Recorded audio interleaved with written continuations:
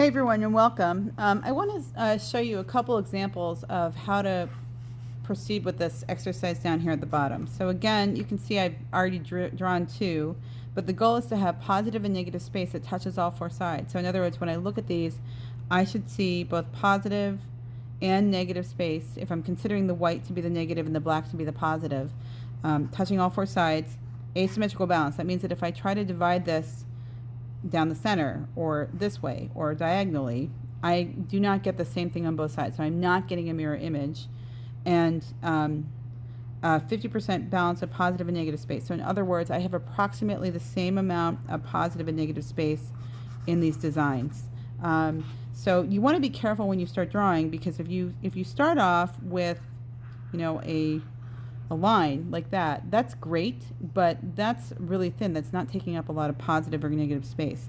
So I recommend kind of creating more of a shape with that. So if I do something like this, and then maybe start filling this in, automatically by creating that, I'm creating more of a balance of positive negative space. Now, a couple things about this. I look at this shape I have here, and it's still not enough. I'm touching here with positive and negative, I'm touching here with positive and negative, I'm touching here with positive and negative, but if I consider the white to be my negative space, I'm only touching with the negative here. So I have to connect that. So I could keep going with this, or maybe I'm going to add in some other kind of shape here.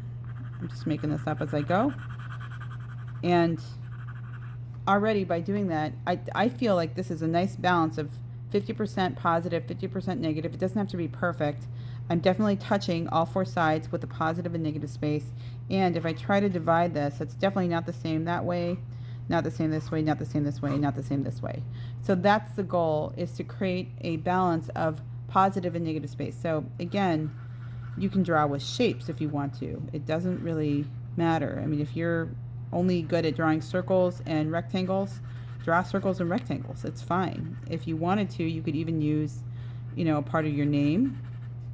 If you're just having trouble coming up with sources of inspiration, there is no wrong or no right way to do this. The idea, though, is to try to create some kind of balance of positive and negative space where, again, you have 50% positive, 50% negative, and you're touching all four sides with the image. And so far, that's what I have, and that looks pretty good.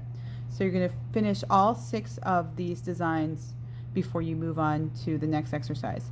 This worksheet you're going to be turning in to me, so make sure that you have filled out all the notes on it, and make sure you have completed this area down here successfully.